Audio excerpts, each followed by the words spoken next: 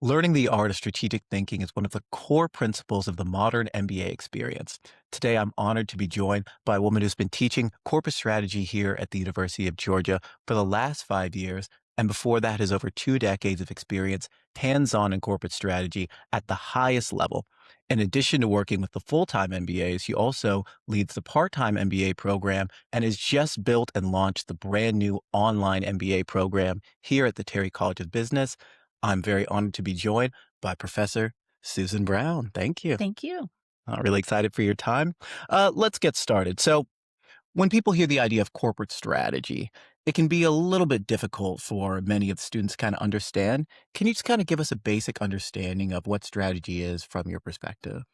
Yeah, so the way I think about it as an educator is it's making intentional decisions about what a company is going to do, right? Not driven by gut, not driven by necessarily what everybody else is going to do, but factoring all of that in and making intentional step by step plans and decisions that can be executed to take a company from here to here or to advance them on something they're trying to do. Right. So, it's kind of from getting from point A to point B on purpose. On purpose. It's all around the intentionality of where do we sit today? Where do we want to be in 6 months, a year, 3 years, 5 years? And then you have to think, how are you going to actually get there? So if I want to launch something in a year or 2 years, what do I need to do now, 3 months, 6 months to be there? So the intentionality of the decisions around how do you go from an idea to getting it there? Right. So let's kind of take it back then. So how did you first get interested in the idea of corporate strategy? So I was on the side of the business that took direction, right? We were kind of order takers. And I saw so many things fail, not because of bad talent or bad intentions, but that lack of intentionality, that lack of planning and forethought and really planning out and executing what we were going to do. So I also decided I didn't like just being an order taker, right? I wanted to be part of the decision making of what should we do and then how do we get it done. So I made the pivot over to work on the execution side and on the strategy side to have a seat at that table, right? I understood what our competitors were doing. I understood how we got things done. But I didn't like just being handed the plan and said, this is what we're going to go do this year. I wanted a seat in what should that plan be? Where should the business go? And I liked the seat at the table for getting it actually done too. So that's when I made the pivot of being on the side of not just being an order taker, but let's set the direction and the orders for what we're going to go do.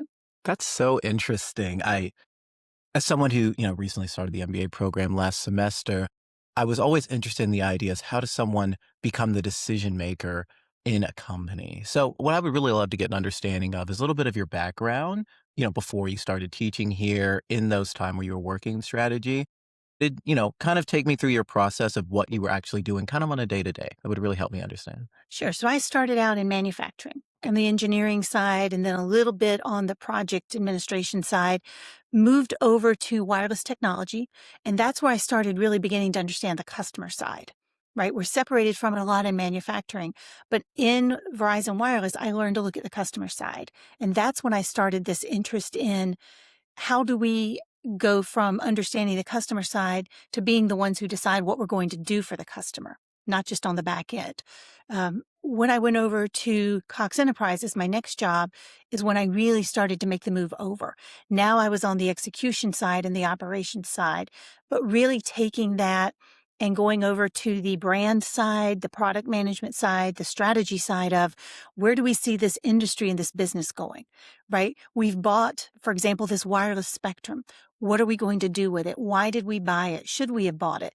Okay, now do we need to look at who we're going to partner with to do something with a new line of business, or do we need to build it inside, right? Who should we be looking at M&A activity with? How do you think about where the business should evolve, right? Fewer and fewer people are using cable at home, right? So that says we need to grow the internet and look at other lines of business. So I really liked moving over to that side and having an understanding of how the business runs and operates, and then who our customers are, where's the world going, right? What are our customers looking at?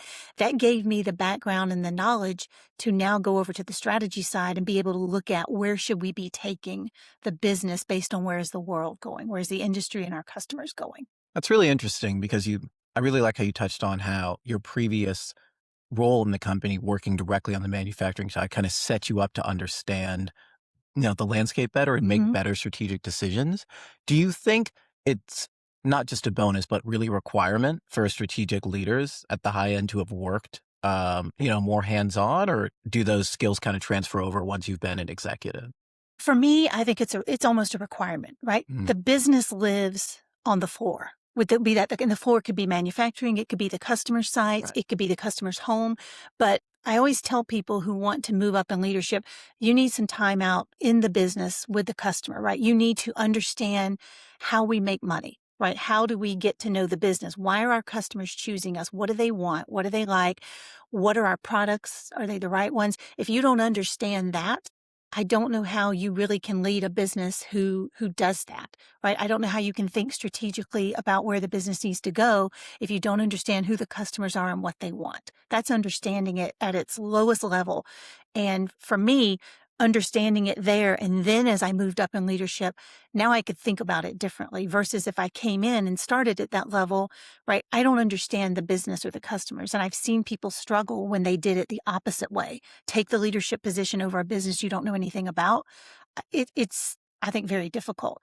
And that was one of the first things I tried to do when I came over here, right? I understood what it was like to be a student. I had taught part time. I understood what it was like to be a faculty, but I didn't understand how to run the business side of it, right? Right. You got to understand your customer, the student, your customer, the faculty, your customer, the business market. Then you can understand how to run the business better and better because you've sat in the seat of the customer, or the stakeholder, right? That bottom up for me gives you better, and it gives you street cred, right? If you understand the people you're working with and you care about what they need, be it the customer, the student, the faculty, whatever, you're a much better leader because now you're thinking about it through the lens of what do they need when they get up every day. 100%. And let's talk a little bit about that transition. So, there are two things I want to touch on. So, from my understanding, you got your MBA right here at UGA, right? I did. That's awesome. I did. How was that decision? How has it served you? And more importantly, how did you transition into going from being an MBA to teaching? Yeah, so I am a product of our Executive MBA program, and I'm very proud of that. And it changed my life dramatically. So I made the decision to do it because I'd hit kind of a ceiling in the corporate business world where there were certain jobs at an executive, level that I wasn't getting a seat at the table for because I was a really good operator and I understood the strategy side of it, but I didn't have a piece of almost credibility of putting it all together. And that's why I wanted the MBA. One, I wanted the networking and the relationships and the people to bounce ideas off of that come with that group of students, right? Because they're leaders in all kinds of industries. But I really also needed the ability to understand, right? I think about accounting. I was not going to become an accountant, God help us. Right. But I needed to understand why accounting mattered to the business, right? I needed to understand why we care about depreciation, why we care about a 10K when I go to an earnings call, or how do I think about the financial pieces of it? Why do I care about marketing? So that's what the MBA was for me. It was network ability, growing that range, growing my relationships, but it was also learning how it all comes together when you're looking at a business so that you may never work in legal, you may never work in marketing, but you understand why it's important to the business and how it puts it together. And that got me a seat at the table for jobs and for projects and initiatives I never would have had before. So that's what did it for me. And then I started teaching in the full-time MBA program part-time before I had my MBA. And then once I had it, I started teaching also part-time in the E program and the P program. And then eventually, my predecessor, who had built the executive and professional programs, passed away unexpectedly. Mm, He had been my faculty person when I was in it, and I knew a lot of the faculty, a lot of the leadership in the dean's office because I had been a part-time instructor. So the combination of, okay, I know how to be a student in this. I know what's important to them, right? I know, at least from the part-time side, I know how to teach in it. I need to understand what tenured faculty are like. right. But that gave me kind of the seat at that table of, look, I've got a lot of credibility for this.